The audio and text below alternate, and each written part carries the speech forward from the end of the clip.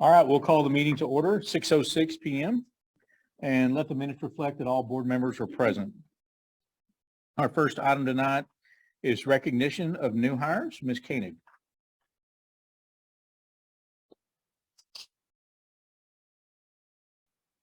Good evening.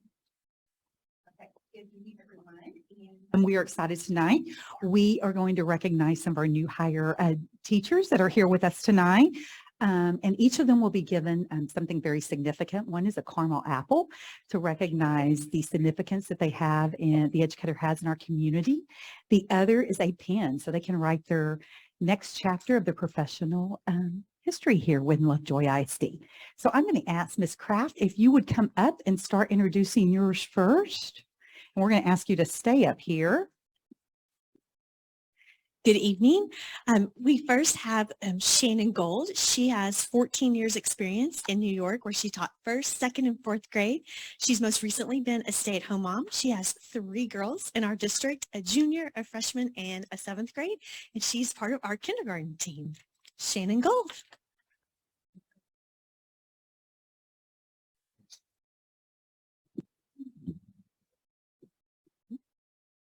Next, we have Chastity Holman. She has 14 years experience in the elementary level. Most recently, she taught kindergarten at Lucas Christian Academy, and she's also one of our amazing kindergarten teachers.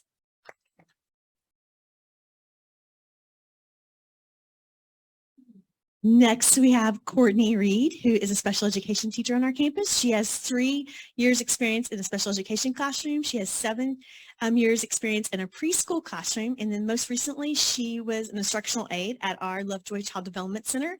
And she has a sophomore and a freshman at Lovejoy High School, and then a student at the University of Texas. So we have Miss Courtney Reed, special education. And last but definitely not least, we have Miss Tammy Mitchell. She has had 3 years experience as a nurse, and this is her first year as a school nurse, and she loves it. And she has 3 girls, and her middle one is a kindergartner at Hart Elementary, Miss Riley. So Tammy Mitchell, our nurse. And then we had 2 teachers who were unable to be here tonight. We have Kathleen Shaggy, who is our SLPA, who comes to us from Quinlan ISD with 13 years of experience. And then, of course, last but not least, we have Morgan McCarty, who is our 4th grade GT ARLA and social studies teacher. She's actually got married this weekend, so that's why she's not here today. And she has 10 years experience in 3rd through 5th grade, but most recently, she's taught 4th grade in Euless ISD. That's all right.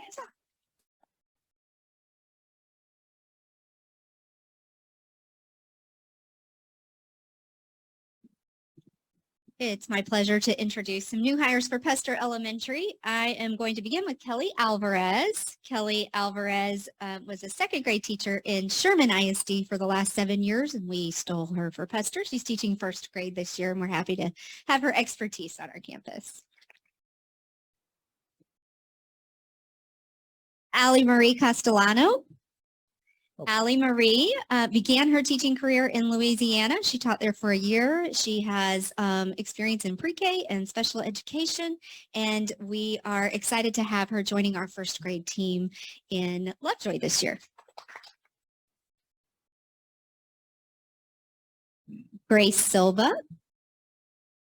Grace Silva is a Texas Tech grad and a new to teaching teacher.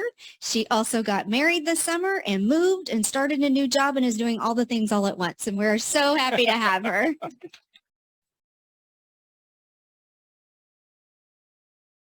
Unable to be here is a 2nd grade teacher, Presley Reese, who is also a new to teaching teacher and an SBU grad. And so we hope to get you introduced to her sometime soon.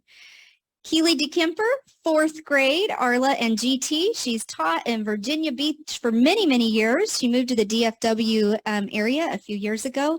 Most recently, she taught 4th grade ARLA in Plano ISD, and so we're happy to gain her skills on our campus.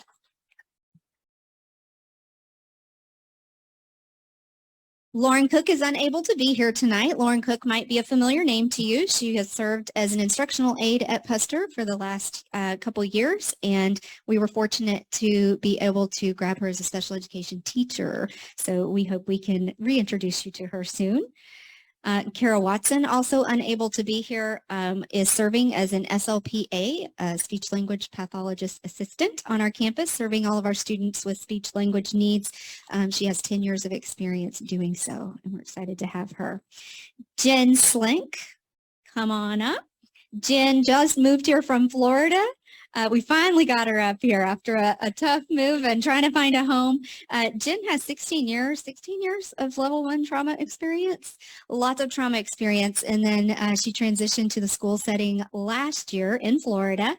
And now she's experienced the real trauma, right? In elementary.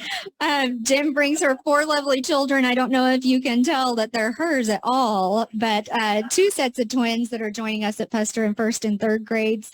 Her husband has taken a position in construction in the Dallas area. And so we are so glad to have her here at Puster. And last but not least, Brittany Buis. Brittany should be a familiar name to you. Brittany was most recently serving as a kindergarten teacher at Hart Elementary. She obtained her degree in counseling last year. She was actually offered and accepted a position in Princeton ISD last February, but where she really wanted to be was Lovejoy ISD. So when our job opened up, she took it, and we could not be more grateful. She has been a breath of fresh air, and such value she has brought to our team already this year. So congratulations. That is it for Puster.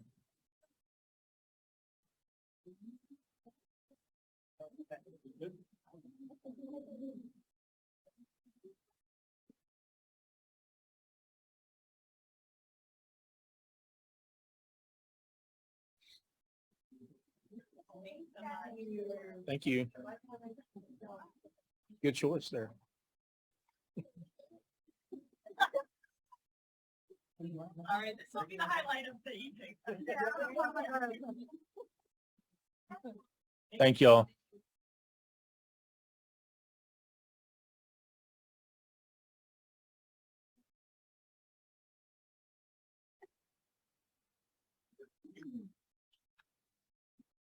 All right, item 6, public comments related to September 12th, 2022 agenda items. No comments. No comments this evening. Item 7, consider and act on the 22-23 governance norms, protocols, and operating procedures. So you all had a chance, we had intended to bring these last meeting. You all had a chance to review these. We talked about them in our Board of 8 discussion. Are there any comments, recommendations? If not, I'd entertain a motion to approve them. The page numbers, you like the page numbers? That was one of the changes I remember. I would assume Rodriguez added the page numbers. Thank you, Roger. All right. If there are no changes or suggestions, I'd entertain a motion. Move to approve the governance norms, protocols, and operating procedures for 22-23. So moved, Jason James. Second, Jeff Wood. All in favor? Aye. Opposed? Thank you. All right. A fun one. Foundation for Lovejoy Schools Annual Report. Larry, you want to introduce your team? Yeah, come on up. Hello, my name is Larry Konechny. I have the privilege of serving as the president of the foundation for Lovejoy Schools, and I'm here with we have a few members with us, but with Donna Johnson, Sarah Brown, and Karen Martin, and we're excited to come and present a little bit to you. So first, I just a couple of notes. We're in our 19th year, which is exciting. It seems like, I don't know, it's been a little bit, but we're growing quite well. We currently have 17 board members, and they do represent every school in the district. So we have great representation on the board. To date, it's not on the slide, but to date, we've raised $5,347,000 and 747. So we're well on our way to hitting the $6 million mark, hopefully this year. And so it's been a lot of great work by a lot of great parents and volunteers to do that. So specifically for this past year, you know, up on the screen, you can see the totals. I can't see that far, but this last year we were able to grant $767,530. That is a record.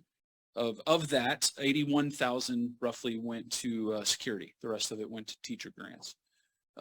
So we were able to take a pretty good chunk, and you'll see as we get into our annual appeal this year, there's two areas where someone can choose to give, either to the teacher grants, or which we call enhancements, or to the security fund. So one other note on the money we raised, and this is something that I think is really exciting. We don't talk about it very much, but the amount of money we raise versus what it costs us to do it, we're about 86%.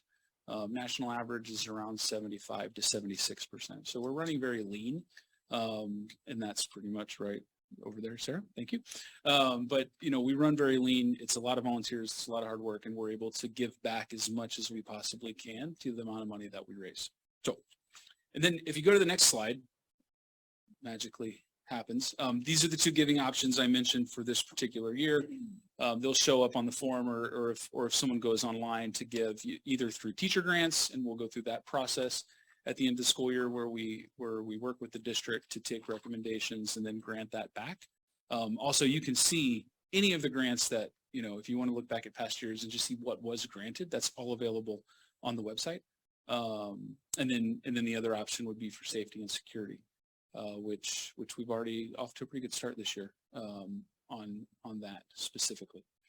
And then finally, if you go to the last slide, here's this is just a list of the events that we've got going on throughout the year. We've already done the new family welcome breakfast, which we had about 40 families attend. It was a great event.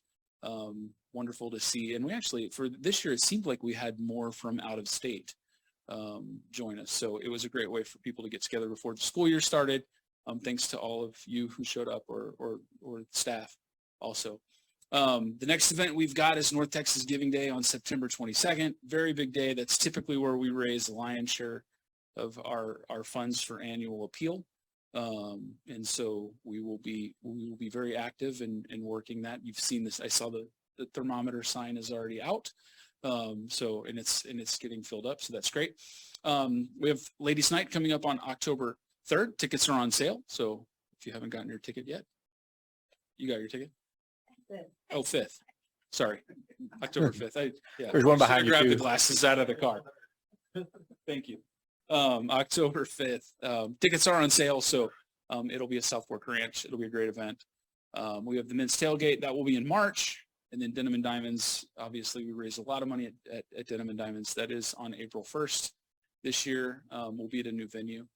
And then lastly, this is a new event that was added. We've kind of watched some other foundations do this, and we're actually in a good area for this. It's a Lovejoy tour of homes, and that'll be on April 29th.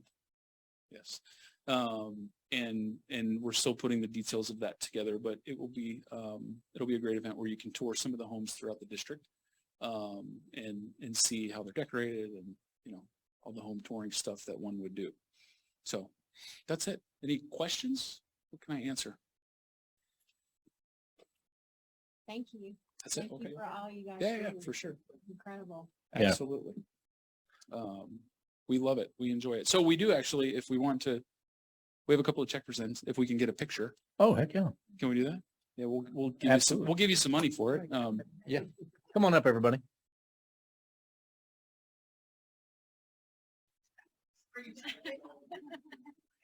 Motivation.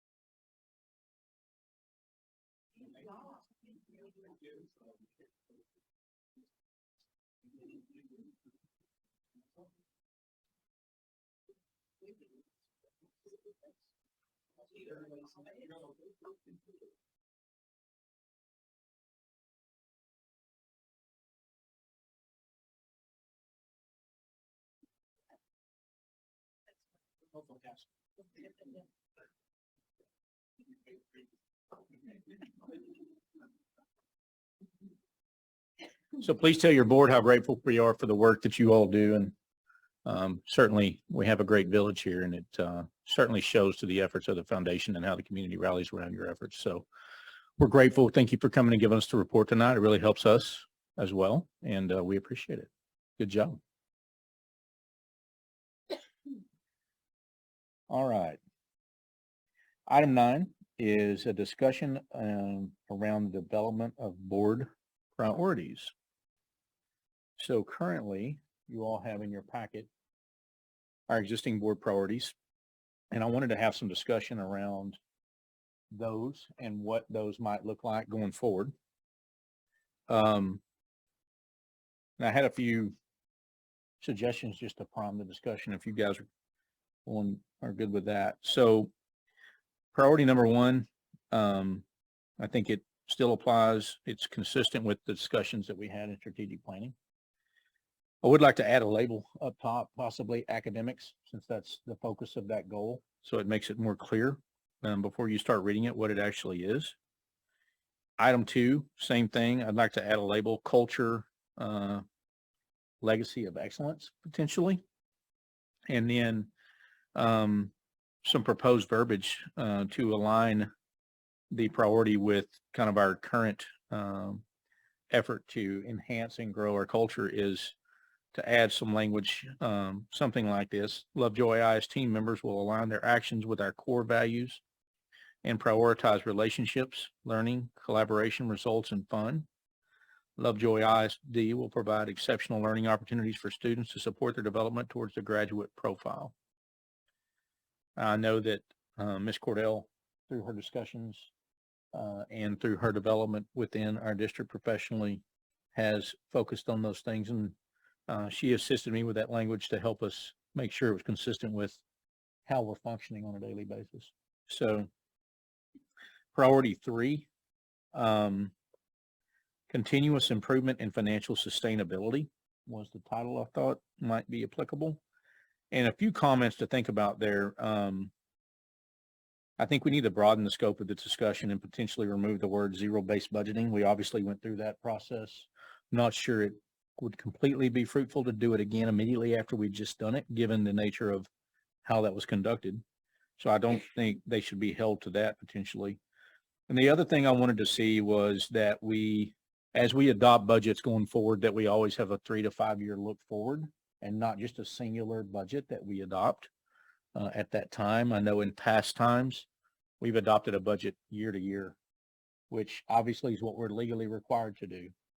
But I think as we've called a TRE, we're trying to look forward. We're trying to not make another Lovejoy Elementary decision in 6 weeks time, or another, let's charge bus fees and cut bus service in a 2-week period.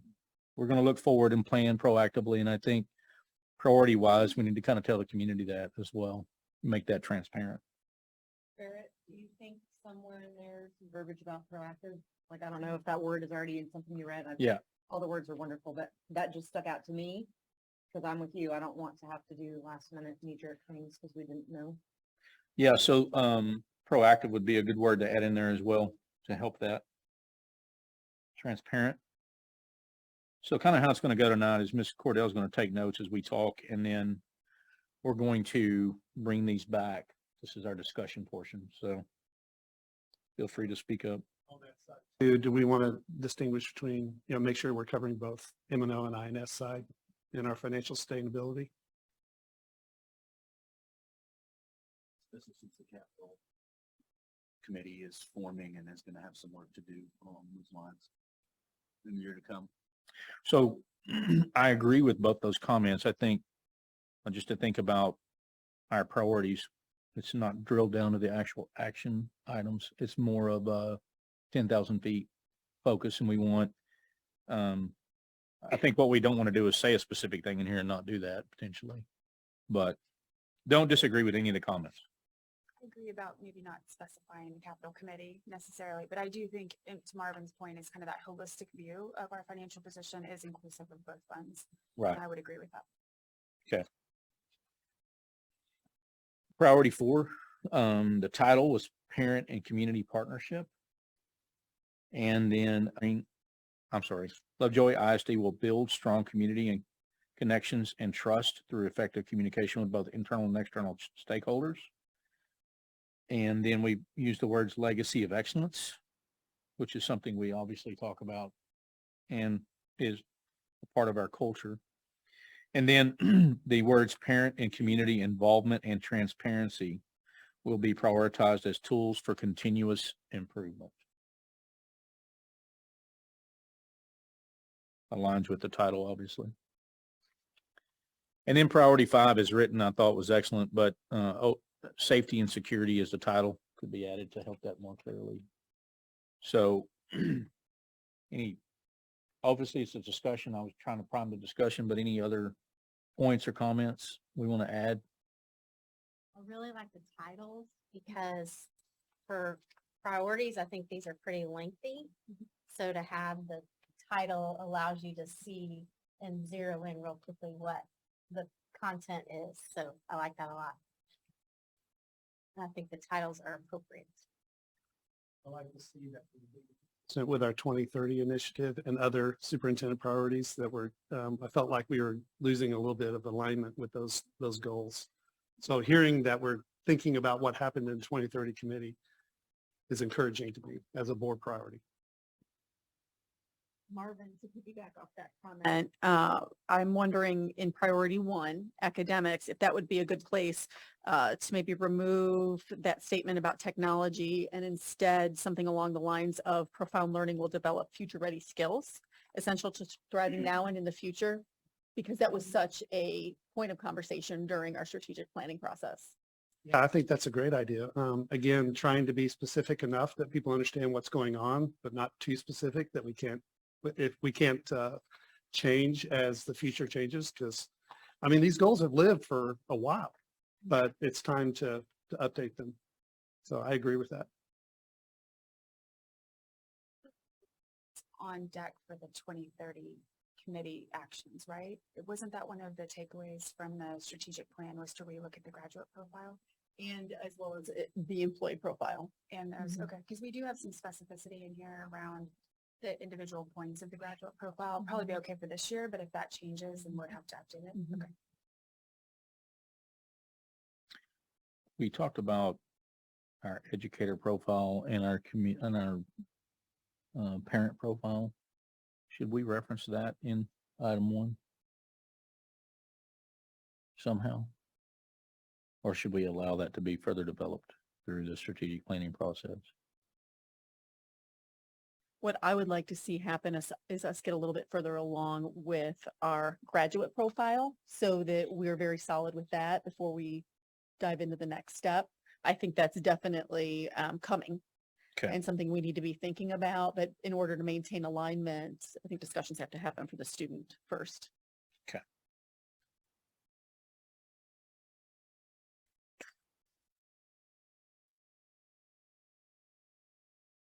Good discussion. If there's no other, then we'll allow those comments to resonate into words, and then we'll bring it back at the board meeting for approval. And what we'll do is compile the feedback that you all have given, and then I will send you a draft prior to the next regular board meeting. Thanks, Ms. Cordell. Thank you, board. All right. Item 10, board activity calendar for 22 and 23, Ms. Cordell. That's in your board book. You have a draft board activity calendar that we are proposing for action at our regular September board meeting.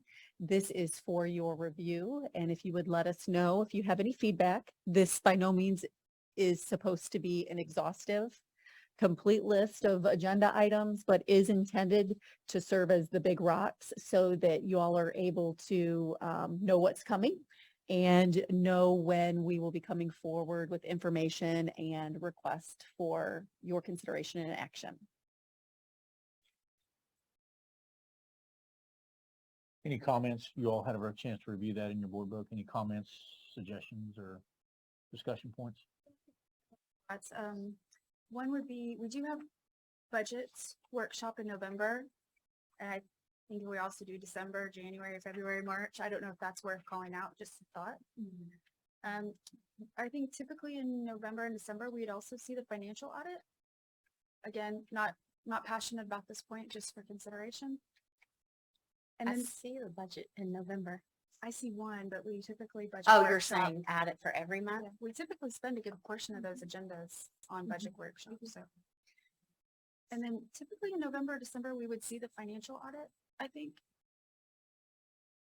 Just an idea. And lastly, I have a question around teacher contracts. We tend to vote on those, I think, in March or April, and I was curious if what the typical plan is for offering those potentially earlier, just because I noticed that maybe when we had some teachers that were leaving us, they had already had a contract with another district. Just That's a great question. Basically what we're hoping to do is look at projections. So I'm going to work with Jennifer on projections first in the early, probably January, February or so. And then we can look at teacher contracts to make recommendations also. Also, remember, we're in a new market with hiring. And so most districts are offering contracts earlier and looking at those. So that's why we have moved that up. So usually what we'll do is we'll do kind of a first round. However, we do have employees that are in alt-cert programs or they haven't finished that first year to get their standard certificate. So we have to come back and do it again in April. And that's the reason, because they can't take a PPR till they have taught like so many days. Does that answer your question? Okay. Jennifer, did you want to address the month for the audit report?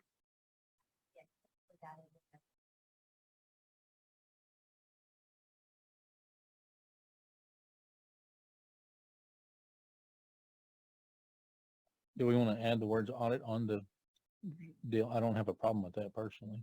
As long as it's not boxing us in where we can't. That's not a problem, Ned.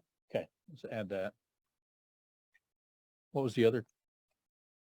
Budget workshop. So, but do we have a budget workshop every month? We did this year. We started in November, and because of the need to make sure that we were very close to our finances, we did one every month at our regular board meetings. Also, if I recall, we also, in exchange for a regular board workshop meeting, we made those budget workshops as well. Our monthly workshop meetings before a regular meeting. I think when we started this, because we didn't have it till, Amy, do you remember what SLI that was?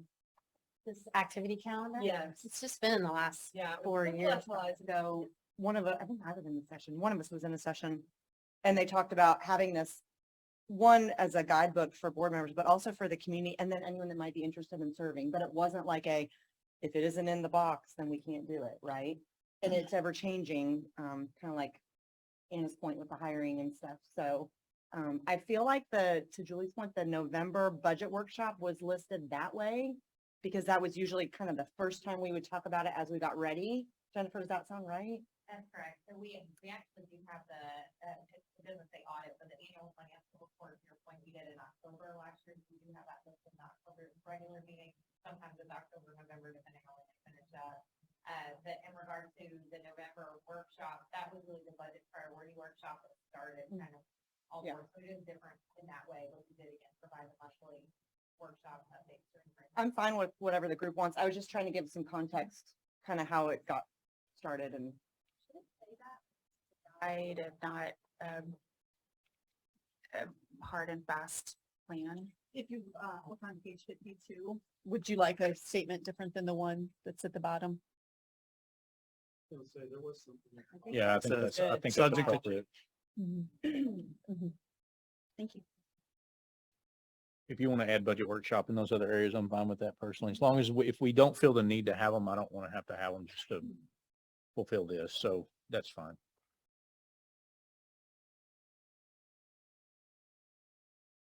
So we want to, can we take action on this or do you want to do it at the board meeting? We'll have to wait till the board meeting.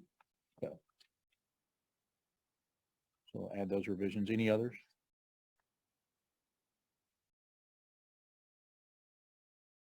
Okay. Thank you for that. Anything else in regards to that, Katie? Okay. Item 11 is titled Legislative Subcommittee. And what I would like to do is consider creating a subcommittee of the board to do a few things. And we can obviously add to this, but these are some thoughts that we had. One is to develop an agenda legislatively around Lovejoy ISD. And so I had 3 points in regards to that. Actionable is to, one, provide ongoing updates at least quarterly to the board. So this subcommittee would report to the board once a quarter at least, if not more if needed, about what's happening legislatively. We hear a lot of things that are, some are fact, some are fiction, but and I think I would like to further enhance our ability to keep our thumb on what's happening in the marketplace. Create a set of legislative priorities for Lovejoy ISD. What things do we need from our elected officials? What does that look like? And in conjunction with that, set the stage for us to advocate for those things as we need to lobby for those things. And so if it's, I'd like to appoint a few of you to serve on this. If you object, then let me know. And would like to see if you all that I appoint would meet with Ms. Cordell. Ms. Cordell, if you could schedule a meeting to kick things off. So there's a couple of things here unrelated to the legislative piece. I'd like to ask Mr. Bobo to serve as our liaison to Leadership Lovejoy. Marvin's been in the district longer than most of us, but for a long time, and can speak to a lot of things that will happen and have happened historically well. I think that'll serve us well if you wouldn't mind doing that.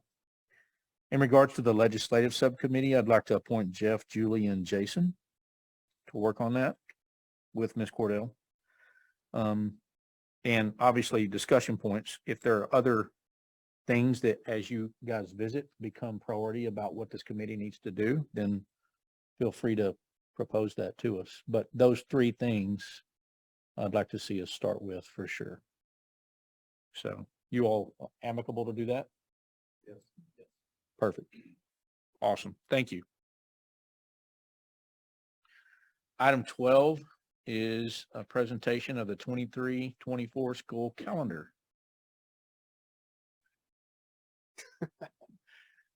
Good evening, and thank you for having me. At one of our previous meetings, I'd mentioned that we'll be bringing some options to you at the September regular board meeting as far as our 23-24 school calendar.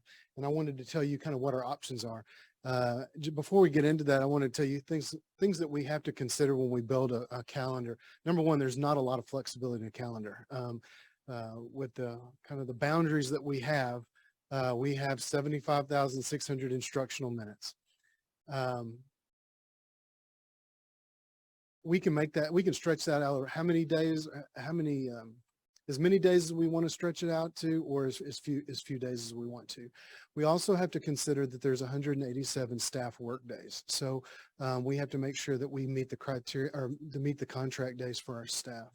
A couple of other things that we want to consider are that there are 5 professional development exchange days that we ask for waivers from the state for every year with your approval.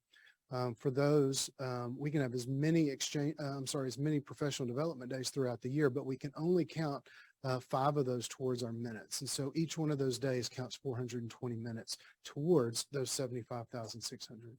And the final thing is we have to take into consideration our dual credit students at the high school.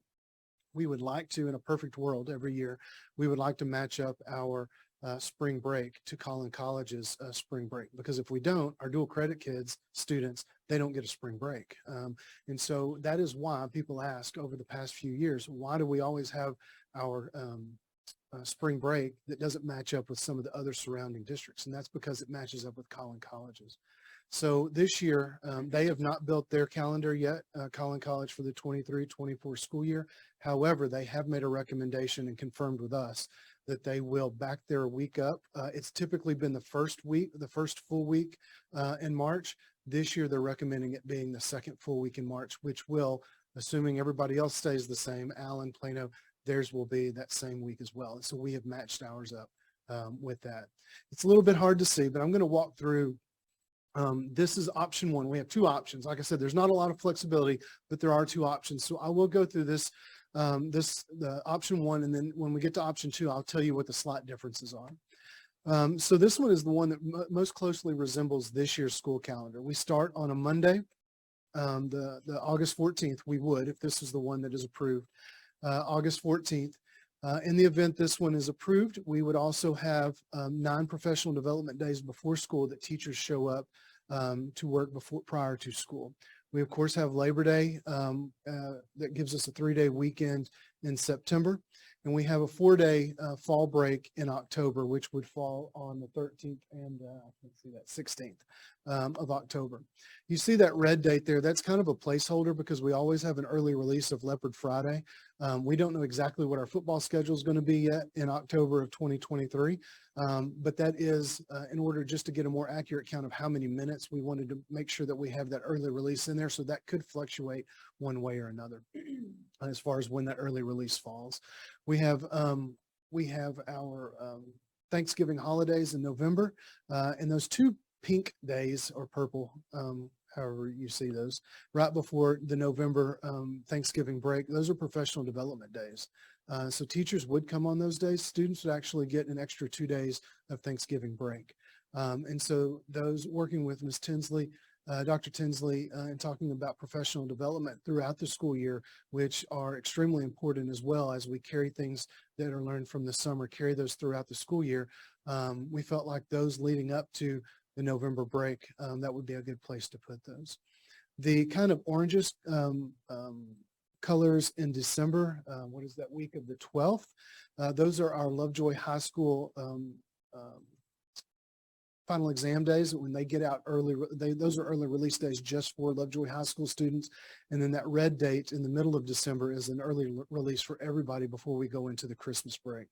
We would get Christmas break and through, our teachers would through January 1st. Teachers would come back for 2 more days of professional development on the 2nd and 3rd, and then students would start second semester on January 4th. We would have Martin Luther King Day on the 5th. I think that's the 15th of January. And then we would go through February and we'd have 2 more professional development days where students would have a 4-day weekend. Towards the middle of February, teachers would have 2 professional development days on that Monday and Tuesday that are, we'll call it purple, pink, in February. We have, I know. Gold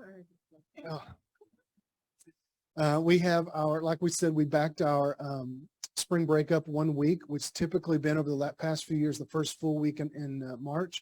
We backed it up a week to the week of March 11th. And then in 2024, Easter comes very early in that spring.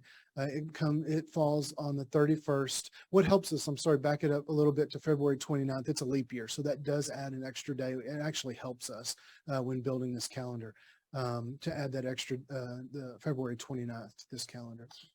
In March, Easter falls very early in that spring. It falls on March 31st. So March 29th is Good Friday. That would be a 3-day weekend. When you go into April, we have 2 bad weather days that we have put there as a 4-day weekend in April. And then we go into the last month of the school year and you see where our early releases are for their Lovejoy High School students. And then the red day is early release for everyone and the last day of school. And then our graduation falls on that blue day, which is May 25th. So that's the one that most closely resembles this school year. So with all this being said, this gives us 171 instructional days. We have to have 187 contract days for teachers, so that's a difference of 16 days. So if you go and count all the professional development days, the days before school, those PD days, it all comes out, and graduation, because that's a contract day for teachers as well. Those are 16 work days for teachers that would give us the 187 days. Anything you want to? So that's option one. Option two is extremely similar. The only difference really, the biggest difference is that we would back the start date up 3 days. And so we would start, which a lot of schools these days are now starting in the middle of the week. Very few start on a Monday now. But we back it up 3 days. Instead of starting on August 14th, we start on August 9th, which would then require us, in order to get our 16 days in, it would require us for teachers to come on July 31st. When we back up those 3 days at the beginning of the school year from August 14th to August 9th, that would give us a full week of fall break from October the 9th through the October the 13th. All of the professional development / work days, contract days for teachers here, that gives us, we're supposed to have 187. That would give us 185 contract days for teachers. So in order for us to make up those extra 2 days, we would ask teachers, we're required to do safety trainings, online safety trainings every year. They're called vector trainings. And so it's child find, it's a number of things. And it's probably a good 5, 6, for some people, it may be 8 hours if they don't pass the test. But we would give them credit for those days, for those hours that they spend, because they really do that on their own time. We open those up at the beginning of the summer, and they do those throughout the school year. So we could give them 1 day of an exchange day in the school year. That would be one of the 2 extra days that contract days for them. And then also Dr. Tinsley would like to, assuming we go with option 2, there's also other online professional developments curricular wise that she would build out and put on an online platform for teachers to complete throughout the school year that are applicable to their job responsibilities, job description, that would count as that second professional development day. So those are the 2 options. We are going to begin and have already begun, showed it to the principals today. We'll start collecting feedback, getting those, and we'll come back to you with that feedback for final approval at the regular September meeting. Any questions? Great. Yes, sir. Is this going to be good for just this what is it, 22, 23, excuse me, 23, 24 years? Just for the 23, 24. We're not going to do a 2-year cycle like we used to do? We're not, because there's so many uncertainties, I think, going forward, that it really doesn't put us in a bind. It commits us to where we have very little flexibility going forward if we do need to make changes into the school year. So for this year anyways, we're just going to bring forward one year. Yeah, I definitely like that. And then also, does calendar option number 2, does that get us closer to what other school districts are doing in addition to just start date? If you go back and look this year, there's a lot of schools that started the Wednesday, some Tuesday, some Thursday, but the middle of the week before us. It's just, and you see a lot of schools also getting an entire week off for fall break. Yeah. That we used to do that, didn't we? We have, yes. I would say in the mid-teens, we had a full week. I remember it being pretty popular, but I don't recall. It was for really sure. popular when we took that away. Yes. It was really, well, we are okay. Got a lot of discussion, huh? All A right. lot of feedback. Okay. Thanks for the answer to those questions. Kind of what Marvin said. So in general, is it better for teachers and staff, and this might be for Dr. Tinsley, to start midweek as far as just the onboarding of a new year, a new class, can you speak to why that might be good? That's pretty common in every district. I think the part that teachers like and administrators is that you do spend the first several days just working on routines and procedures, and it just makes it more of the stress of the day here kind of focus on that. But I would say most of our neighboring districts do start this week. And I guess you're going to gather the feedback from teachers, because if it starts July 31, that just sounds different than, okay. Some of the teachers too. I would think the break is popular. Well, sure. I'm sorry. I would think the break is popular. Yeah, I'd we've just not love to heard much hear what- negative on that. I'd love to hear what they think. And so, And so tomorrow, when Ms. Cordell sends out her board meeting summary tomorrow, we'll also have an opportunity, for calendar feedback from the community as well. So there's a QR code here, and it's really just an open-ended question of please provide us feedback on either either of the options or both of the options. So we'll ask for some community feedback on this. Thank you. You're welcome. All right. You want to give us an enrollment update while you're up there? I sure do. Just wanted to kind of give you a state of the district as far as where we are, the number of students. If you'll remember, excuse me, when we budgeted for this school year, we budgeted off 4,210 students. These numbers are from the 6th of September. So I'll give you just off the top of my head some updated numbers as of today in just a little bit, but just for discussion purposes for the charts and numbers. On the first day of school, I hesitate to call it an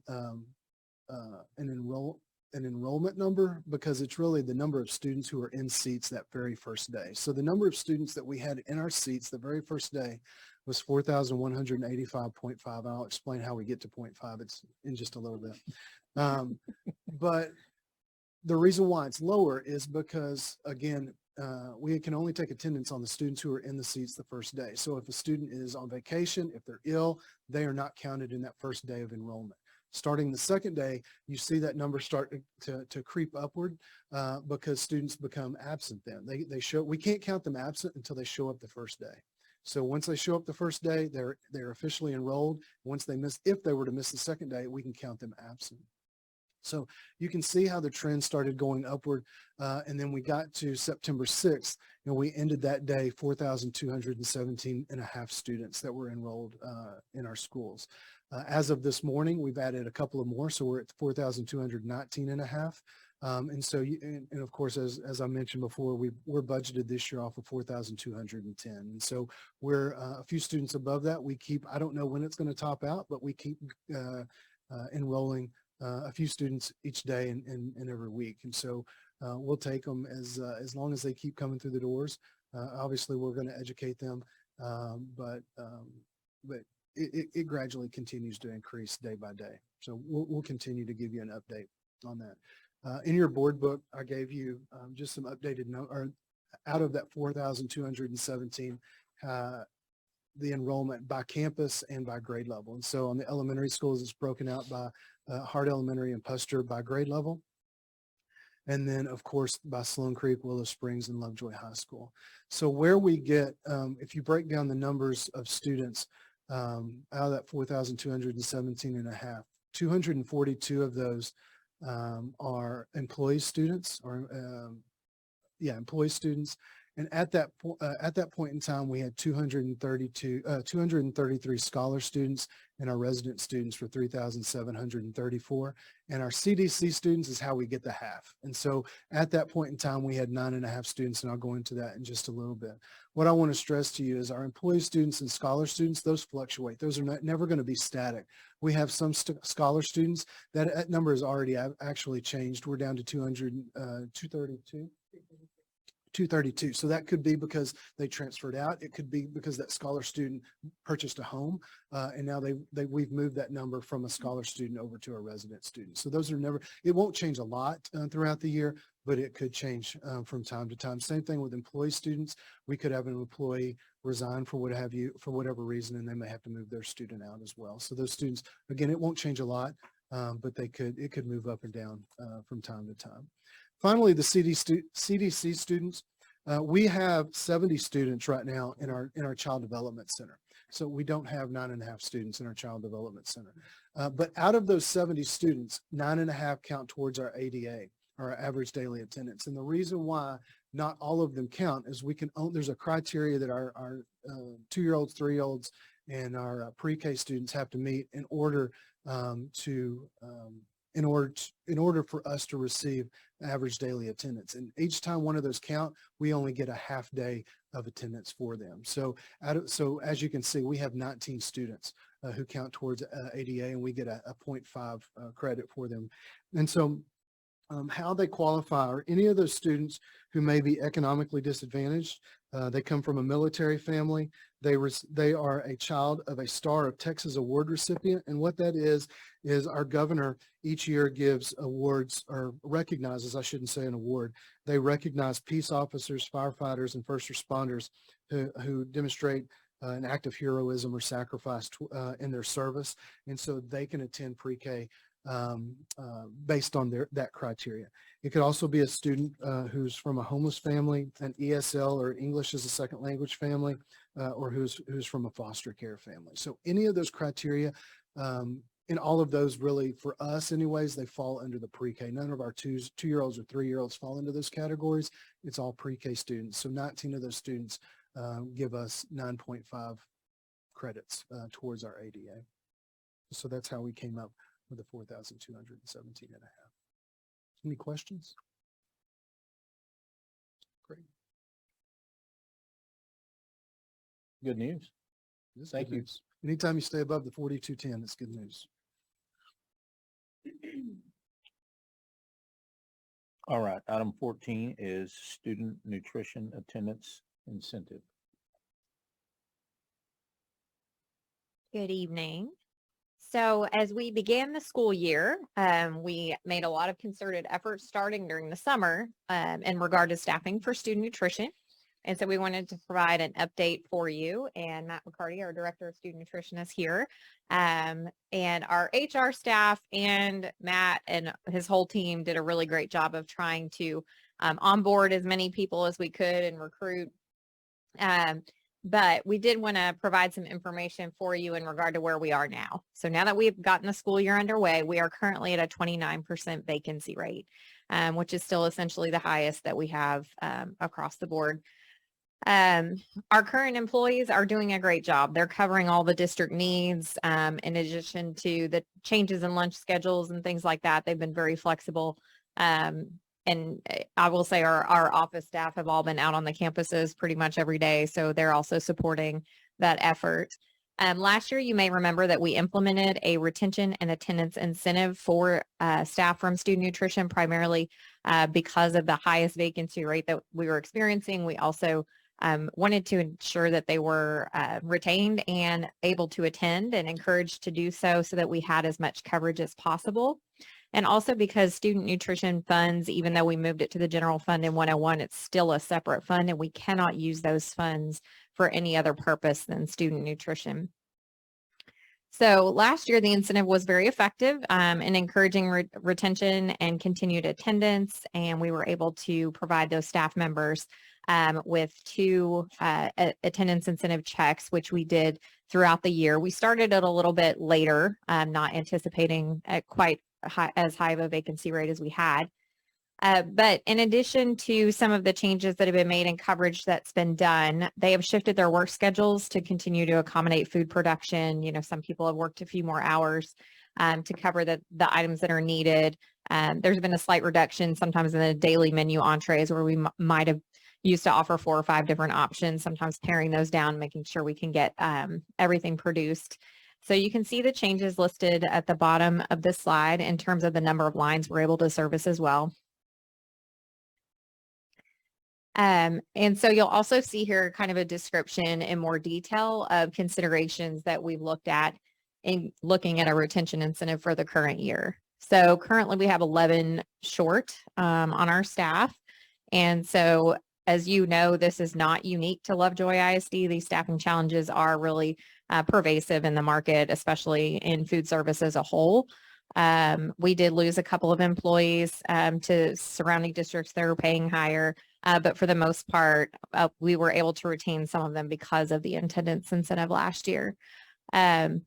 It'll continue to be a challenge, but we noticed that it really had an impact on our staff members who wanted to stay in the district and continue working with our team. And so 27 hourly employees will be eligible for the incentive similar to last year if we were to implement that this year. And so it is only for our hourly student nutrition staff. So the way we would like to structure or consider structuring that this year is in 3 payments. Last year we started a little bit late, so we had 2. But doing a payout in December, March, and then May, we believe would continue to encourage them to return at critical times and throughout the year, all the way to the end of the school year. We did require 95% attendance across the board for staff members in order to achieve that incentive. So that was also a benefit to the district of ensuring their actual attendance took place. New staff members would not receive the full incentive. They would be prorated depending on their time of hire.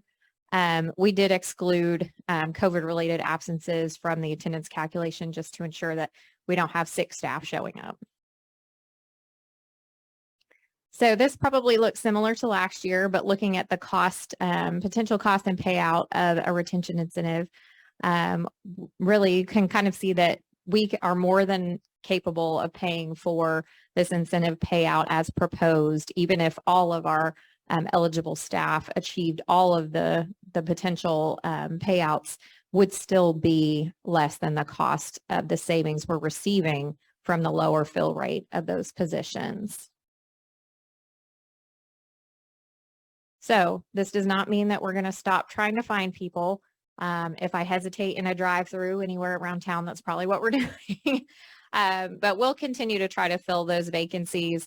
And we didn't have any issue last year as we continued to try to do that work, but also were able to provide the incentive ensuring our staff did stay on. And we'll continue to monitor that. We wanted to kind of give you an idea of where we were so far this year. And what we would be bringing forward for consideration at the regular board meeting on the 26th. I'm pointing the wrong way, maybe. Jack, I broke it. Surrounding districts at all? Is that anything that you, I mean, just anecdotally? That's a great question. I know that various districts surrounding us are suffering in several areas. I will say custodial and grounds are usually big ones, and then student nutrition. So each district's a little bit different on the number of staff that they need. For example, in Lovejoy, we only have 3 grounds positions. So whereas other districts may have a more difficult time in that area, just because of our size, it's a little bit easier for us to manage. But I would say as a whole, this is not unforeseen for support departments. And in fact, I've spoken with a couple of my colleagues in larger districts who have even gone so far as to hire companies to come in and fill those vacancies. And even those companies are having a very difficult time filling those positions. How many total student nutrition staff do we actually have in total? Matt, No, today. position.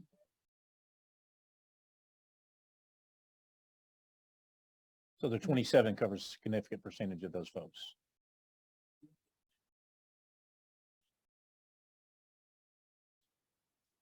Okay. Thank you. That may be the last slide.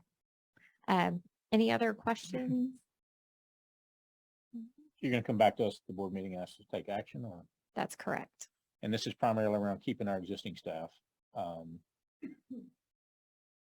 are we comparable in pay to, is that something we need to look at? That is an excellent question. When we did the compensation assessment last year, we included all positions throughout the district. And so several of our student nutrition staff did receive equity and market adjustments based on where we were as we applied that same philosophy district-wide for all employee classes. So some of them did receive an increase, but unfortunately our neighboring districts provided more significant increases, and many of them offered incentives like this even prior to the beginning of the school year, did sign-on bonuses. They had, a lot of funds available to do those types of things.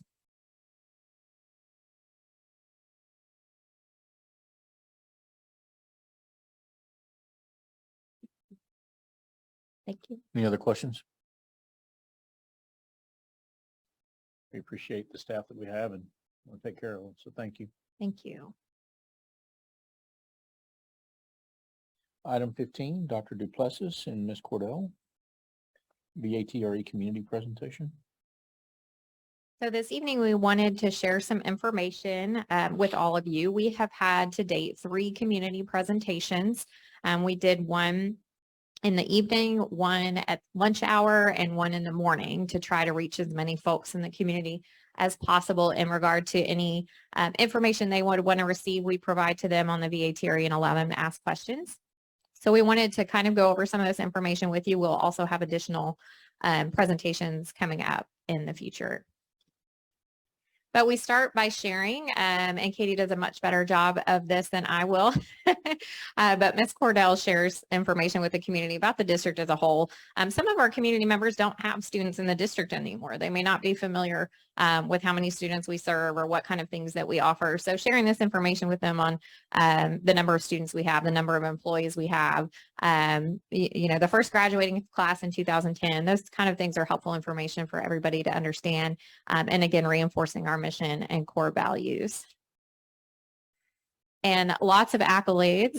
So we're able to share some of the many wonderful things that have occurred within the district, including the A rating and being the top ranked traditional school district in Texas, along with a lot of the accomplishments, not only academically, but in the fine arts and athletics, lots of really great things. So being able to share that with folks who may not be as intimately familiar, I think is great for them to know what's going on in their community. We also share some basics on school funding. We know that a lot of folks have spent a lot of time listening to presentations while some other may not be as familiar. So providing a primer on school funding is an important piece of beginning that conversation. So we start with the school funding buckets. And so on the left, explaining that the school district funds come from M&O, maintenance and operations funds, for our general operating, such as salaries and supplies and things of that nature. And then INS, the interest and sinking or debt service fund, is separate, and that's used primarily for facilities, construction, that type of thing. So this VATRE issue, of course, is focusing on the M&O general fund side. We're not building anything. We're not looking at doing anything on that INS side. So making sure people understand the different components of our revenue buckets. And then also our school funding sources. So most people may assume that we get a lot more funding from state or federal sources when we really don't. Most school districts in Texas are primarily reliant on local property tax revenue. So we get 85. My eyes are getting tired. The large majority of our revenue sources are from local property value or local property tax collections. We get about 12% of our revenue from the state and 1% from federal, because again, a lot of the federal fund is dependent on the number of economically disadvantaged students in the district. And since we don't have a great deal, we're not eligible for a lot of the federal funding. And then about 2% of our revenue is recaptured, meaning that the state has applied their calculations based on the number of students that we have and the amount of funding we would be eligible for per student, and then takes back some of that money. So while some of our neighboring districts have much higher percentage rates of recapture, we have a 2% rate, and that percent wouldn't change substantially based on whether a VATRE were to pass or not. So we also like to review some information on what has been done in the past year, particularly around financial sustainability, since that has been a significant goal and a lot of effort put behind that goal over the past year plus. So we do review with the community our baseline projection, looking at 1 year behind our current year and then 3 years ahead. Of course, this was provided a couple of months ago, but no significant changes to date. So looking at our 6-year baseline projection without VATRE would result in fiscal year 26 in 3 years. We would be at a deficit of over $2.1 million. And our fund balance at that point would be depleted down to 65 days of operating expense. And we'll kind of explain what that means momentarily. So this would be the same projection using the same assumptions with the addition of a VATRE. So you can see in this projection, if we look at fiscal year 26, 3 years out, we're at 80 days of fund balance. And we know from last year that we started the year with 74 days of fund balance and we were able to operate. So we know that that puts us in the healthy range, perhaps not ideal, but we're still able to do the things that we need to do. The deficit in fiscal year 26 at that point would be about 1.6 million. So that gives us some time to implement other items as well. So in regard to kind of the roadmap of how we arrived at where we are today, a lot of work done last year that if people came to every board meeting, kind of they know the things that have been done, things we've talked about, but not everybody in the community is aware. So we talk about the program reviews that we did, the staffing efficiency study, which was done by an outside party by TASB, and then was continually analyzed by the district to identify our efficiency opportunities. The zero-based budgeting that was mentioned earlier, every department, every campus budget leader was required to go through zero-based budgeting, identifying the things we needed to make sure that we were able to do what we wanted to do with students, but that also we weren't over budgeting, that we were able to put some efficiencies in place. We also did a demographic study, which helped with those projections that Mr. Parker went over earlier in terms of budgeting appropriately, making sure we have an idea of what our enrollment would be. A capacity assessment. We looked at our facilities. We had an architecture firm come in and assess the space available. So we ensured that also we were considering how much space we would have to put those students. And then the board identified priorities looking at the budget year going into 22-23 planning last November, and set those priorities as consideration for fund balance, restoring that to a healthy level, compensation, knowing that that was going to be continuing to be important to maintain our legacy of excellence, focusing on attendance and enrollment as well, since those are the major drivers of our revenue. And last but not least, by far, the Stakeholder-Based Financial Sustainability Committee. So we'll detail a little bit more about that here. So we had 40 stakeholders over 6 months of meetings. And I calculated here, I think at our last meeting, that was about 450 hours of time invested by our community in building financial sustainability, analyzing where we were, what we could implement, and came down to 4 budget priorities or buckets that they kind of input all their ideas into. The many Post-it notes, one for every idea or question or thought that a committee member had. Everything was put out there, and then it was just as much work to get all of it out as it was to compile it and put it into kind of some priorities and some subcommittee work around what our priorities would be going forward. And those 4 areas identified were revenue generation, efficiency measures, program analysis, and legacy of excellence.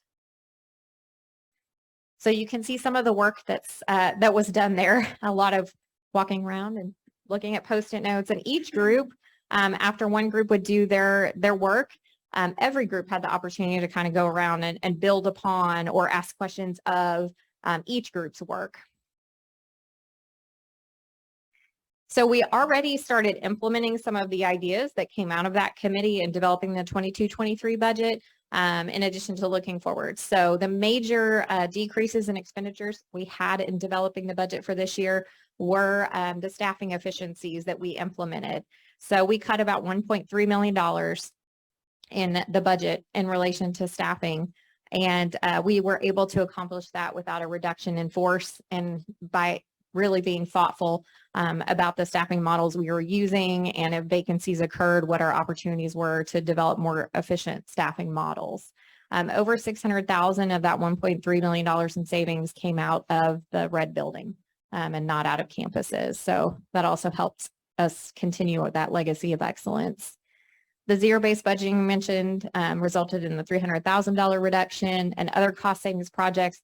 We did a lot of things. We talked throughout the year about property value study audits and power factor correction, and just really looking at how we do overtime, how we do graduation, making sure that we didn't leave any rock unturned if there was a savings opportunity that was advisable. So in terms of the increases in revenue, one of the largest ones was grants awarded. We really took a different approach to how we view those and went after things that we knew that we could achieve and implement pretty easily. One of them was a child care relief funding. So our Lovejoy Child Development Center benefited us far more than we had originally estimated in terms of being able to get that grant funding. We did some work, Sancy did some work around dyslexia. There's been a lot of things out there, the school health grant. They are one time, but we still knew that there would be a benefit from going after that funding. The second largest increase in revenue was reformulating the Lovejoy Scholar Program. We did remove the tuition fee last year in an effort to increase enrollment, which was effective. But what we found as we looked at our financial models was that if we did reinstate a level of tuition, we would likely receive more revenue. So that was implemented and resulted in more than $1 million in increase for this year. And then last but not least was the consideration for recommending a VATRE and the potential to increase revenue by about $640,000 by doing that. So the Financial Sustainability Committee, again, looked at each one of those 4 buckets and created strategic targets around each of those 4 and then strategies under each of those strategic targets. So what you see on the right is the revenue generation subcommittee's model. So their strategic target was to focus on generating revenue increases in order to have financial sustainability. And you'll see they listed 3 strategies under there. The first one was the consideration of a VATRE. The other items that you see listed there and the other items in the other 3 categories are all folded into our Lovejoy 2030 strategic plan. So we are moving forward with all of that work and all of that consideration. But this was one of the major items that the committee recommended in May to the board for consideration for next year. And in August, the board adopted the tax rate with the 3.17 additional pennies that are available to us through the VATRE. And so that will be what goes before the voters in November. So what does that mean on November 8th? The VATRE options and what it would affect on the tax rate side, you'll see on the left our historical tax rates over the past several years. The red bar is your M&O, the gray bar is your INS. If you look at that, it's kind of continually decreasing. That rate has continually decreased for the past 20 years. Regardless of whether the VATRE were to pass or not, our actual LISD tax rate would be lower than it's been in the past 20 years. Our rate last year was $1.5050. Voting for a VATRE would enact a tax rate of $1.4746, and a vote against the VATRE would enact a tax rate of $1.4429. So you can see the differences there essentially on the rate side, and the difference would be in the revenue that we would receive as a result. So these are our 2 major financial priorities. We continually talk about the need to provide employee compensation, particularly in the very difficult environment it is to attract and retain teachers, as well as restoring the fund balance for financial sustainability. So we wanted to provide you with some data to kind of understand what those priorities are about. In terms of employee compensation, we did a full compensation assessment last year and shared that information during the budget process. But as you know, it was a bit of a cutthroat environment trying to find staff members over the summer, and many districts changed their compensation. And so this is up-to-date 22-23 information for Lovejoy ISD in the yellow, surrounded by our district peers. These are at each 5-year increment of a teacher's experience level. So you'll see that while we used to be at the top of that ranking, we are now definitely towards the bottom. And that is important because 83% of our budget is based on that payroll amount. The large majority of what we produce is educated students. And so that takes a lot of teaching power. So you can see that that is the large majority of what we spend our funding on.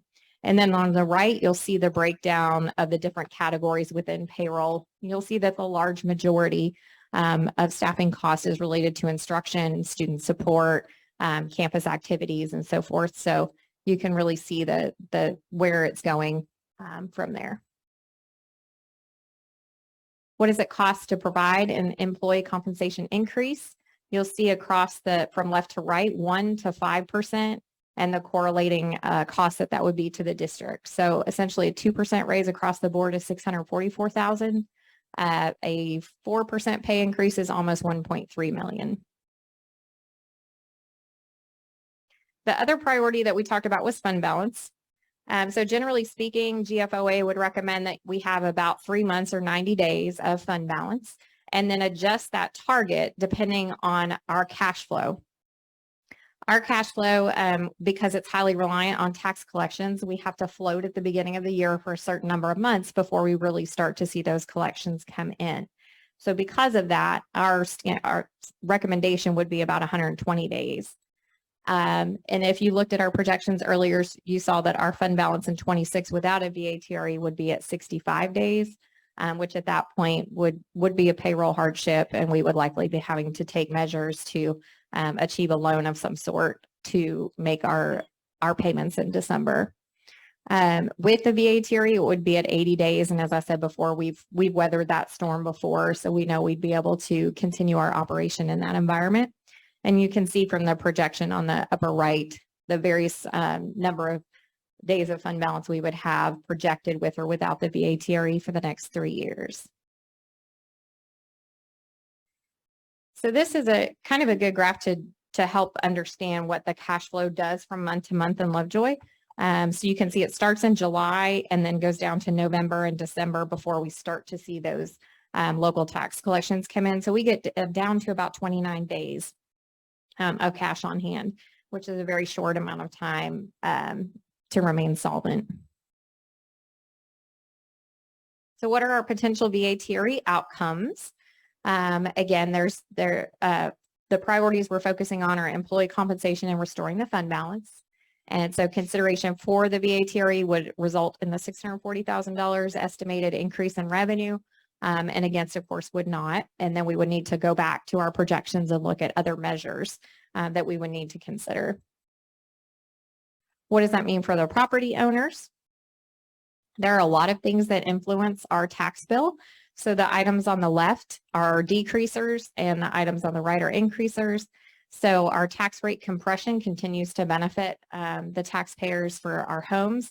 The homestead exemption also increased. That passed by vote in May. And so that exemption increased from $25,000 to $40,000, decreasing your taxable value.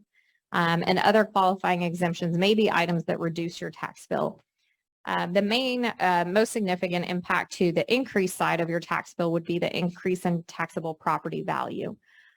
So typically that's capped at 10% if you're remaining in the same homestead you had in the prior year, but even 10% is a significant increase in your property values.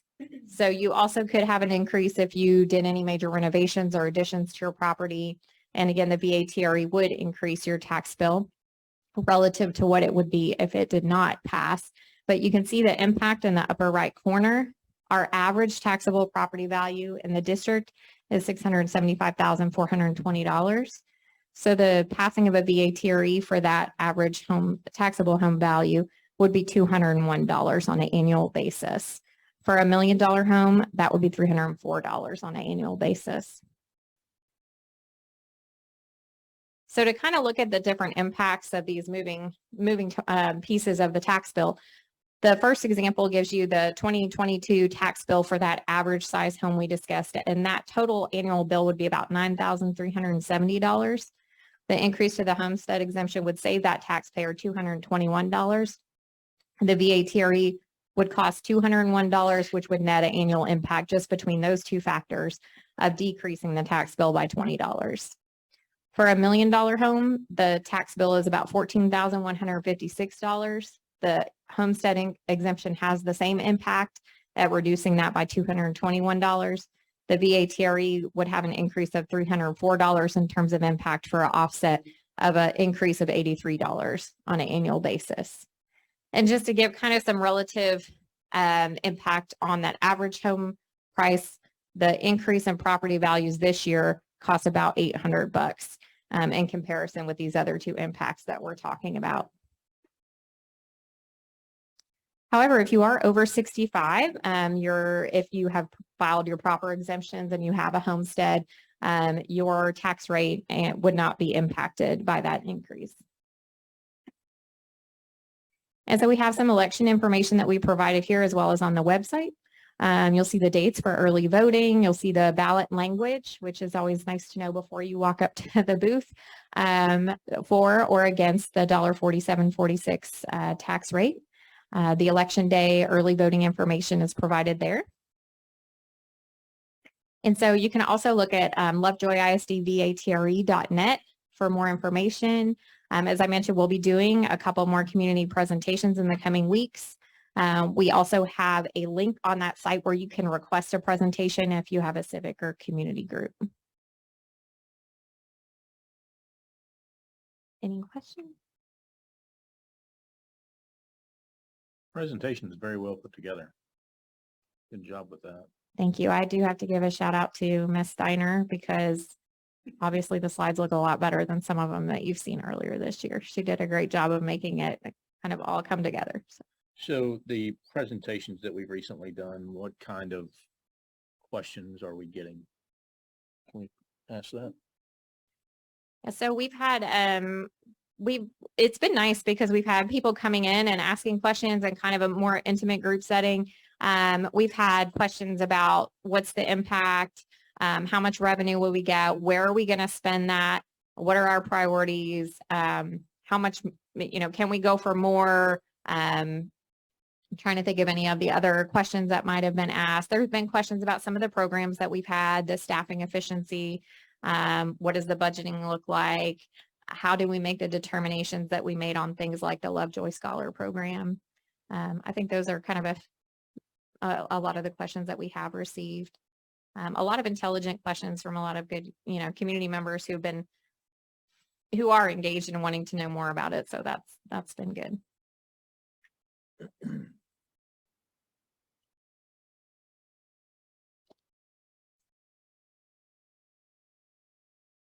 Any other questions, comments?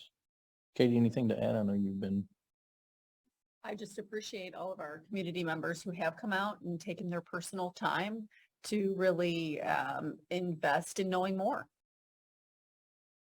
I think the presentation answers all of those questions that I heard you bring up for reference, obviously.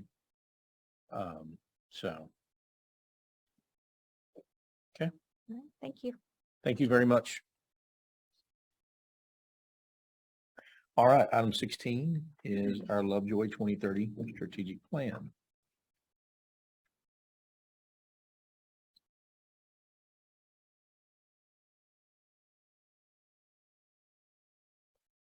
Good evening. I'm excited to be here talking about our Lovejoy 2030 strategic plan and where we're headed in year one. So you'll notice we've got some things that are highlighted in green. That means we are expending time, energy, and resources on these things most immediately. If it's not highlighted in green, it doesn't mean that there aren't things happening in alignment with that. It just means it is not a top priority that we're being strategic about and that we're monitoring and supporting that accountability for progress. We are excited that in teaching and learning in strategy 1.1.1, we are implementing professional learning communities systematically. Our theme and major focus for learning in Lovejoy was professional learning communities, and we're excited about doing more of that in November. And then under strategy 1.3.1, systemic implementation of essential standards and common formative assessments, which is part of that PLC implementation. We have to measure our students' progress in order to adjust what we're doing to best serve them and support them in learning at high levels. We are also implementing writing as a tool for learning in all content areas. We know that when our students write, there is a high level of cognitive function that goes on. And so that's of utmost importance in terms of their learning and their ability to communicate later on in life. Also, it's important to know that the state assessment is shifting. The STAR test is shifting to have a lot more writing across the different content areas than it ever has in the past. We are also strategy 1.3.3 studying the current state of our retest and late work guidelines, identifying our ideal state, and then we'll develop a plan to achieve that ideal state. As we approach the beginning of the school year, there already were some initial discussions that were happening among campus administration, district administration, but we look forward to that having that conversation with a wider group of stakeholders. Then in graduate profile, if we move to strategy 2 points, I'm not keeping up, am I? 2.2.1, having a pre-K-12 emphasis on the Lovejoy ISD graduate profile, which we talked about earlier. And then strategy 2.2.3, create branding and increase community-wide communication regarding our profiles. We also want to make sure that we're aligning those with our future ready skills. So that will be part of the conversation as well. And then strategy 2.3.1, studying and making recommendations regarding the senior project. Strategy 2.3.2, enhancing college and career counseling for our students and our parents. Strategy 2.3.3, creating a more effective high school course selection process, that academic advisement. And then if we move to legacy of excellence, under strategy 3.1.1, we are focused on establishing partnerships with business, industry, community, or educational organizations to enhance our students' learning experiences. Strategy 3.1.2 is creating a district volunteer portal to match areas of need with community and parent expertise. Strategy 3.2.2, providing students the opportunity to provide service and or mentorship to younger students in our district, their schools, and our community. Strategy 3.2.3, we are looking at establishing best practice protocols for student expectations, discipline, and behavior that are uniform across our campuses. Moving to strategy 3.3.2, celebrate the success of the Lovejoy ISD alumni. Our alumni are doing some pretty amazing things. We want to make sure we celebrate and lift up those examples. In operations, strategy 4.1.1, establishing a formal cycle of technology review and replacement.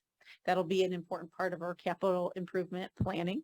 Strategy 4.1.2, provide professional development targeted at the use of technology. Strategy 4.1.4, pursue potential revenue and or cost savings opportunities. Strategy 4.1.5, determine appropriate safeguards and promote digital citizenship to protect students from harmful content and prevent overuse. Strategy 4.1.6, create processes for approval, support, and streamlining of software. Strategy 4.2.2, tour and benchmark against out-of-district high schools and universities and industry partners, future-ready collaboration spaces, and apply to other campuses. Again, this will be part of our Capital Improvement Committee work. Strategy 4.2.3, implementation of an Operations Capital Improvement Committee. Moving to future ready, strategy 5.1.1, cultivate college and career awareness, pre-K-12. Strategy 5.1.3 is establishing partnerships with business, industry, and educational institutions. Strategy 5.2.1, identifying and developing future ready skills. We've identified a lot of those skills as a part of the Lovejoy 2030 strategic planning process. Our next step in that area is to develop those skill descriptors. And then moving to talent acquisition, retention, and support. Strategy 6.1.1, creating feedback loops between staff and HR to engage in collaboration for our continuous improvement. Strategy 6.1.2, establishing best practices and partnerships with universities and alternative certification programs to recruit and retain talent. And 6.1.3, redesign Teachers Superintendent's Connection Council to have an increased focus on teacher recruitment, retention, and support. Strategy 6.2.2, explore alternative avenues for financial rewards and incentive programs, example, referral bonuses, retention bonuses, and certification incentives, etc. for teachers. 6.2.3, explore all options for non-monetary compensation. 6.3.1, restructuring professional development to provide appropriate implementation time to ensure new training becomes part of best practices. And I'm proud to say that we implemented that already at Learning in Lovejoy. Moving to financial sustainability, 7.1.1, you heard about this earlier this evening. Consider a VHRE as a means to facilitate financial sustainability. Strategy 7.1.2, identify fees, donations, and attendance improvements to offset costs. 7.2.1, utilizing staffing guidelines and staffing determination and development of master schedules, which we did with our 22-23 master scheduling. Strategy 7.2.3, review contract days, job descriptions, and compensation for filling vacant positions. Strategy 7.2.3, review master schedules for each campus and departments and consider all options, including but not limited to firm class size registration deadlines, travel time, balancing of teacher workloads, block scheduling, class size, etc. Strategy 7.3.2, utilizing the district and campus improvement planning teams and district committees teams to provide feedback, identify strengths, gaps, and needs of programs to assist with the evaluation and make recommendations for improving our students' experience. What questions do you have? Back on 7.2.3, we've accomplished a significant portion of that, have we not? I may be running them together. 7.2.3, reviewing master schedules for each campus and departments concerning. We made a huge amount of progress on that one. Behind the scenes, it was quite a puzzle to figure out because, as you know, we leveraged attrition to right size our staffing to come in alignment with where we needed to be financially, while at the same time avoided a formal RIF because we knew we wanted to stabilize the district in that way. So behind the scenes, the principals worked very closely with the cabinet members, with human resources and the finance department, Dr. Tinsley, and we worked on those schedules with staffing ratios to make sure that we were operating for maximum efficiency and effectiveness. That will be an ongoing process. We will utilize a similar approach as we move into planning for 23-24. I know all of these are probably ongoing in some level, but could we possibly, just for transparency and especially for our community who may not, can we color code this so that there's a completed and ongoing color and a in progress color? Absolutely. Okay. We I know can. we'll be updating on this, but ongoing. We can probably create an additional column that could have some additional status information in it. And then I would anticipate at some future board meetings or board workshops, there will be some specific areas where there will be probably standalone updates because the content will be substantial enough that we'll want to give you a little bit more than what would fit on a document of this nature. I am appreciative of the work, the living document that we have, and I am excited about some of the discussions that are behind the scenes about opportunities for our kids that will be cool. So, great job. Thank you.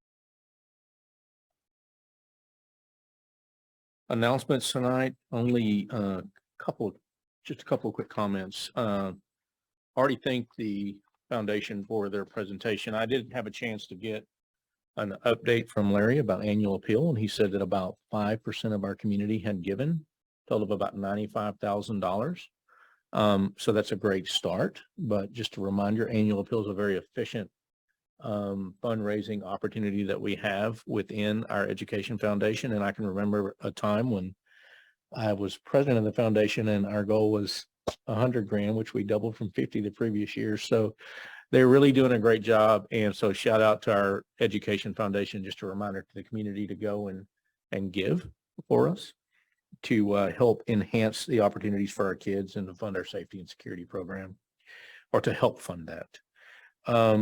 And then just a call to the community to take to task the opportunity to educate folks about the VATRE. It's certainly important that we share the facts so people can make an educated decision.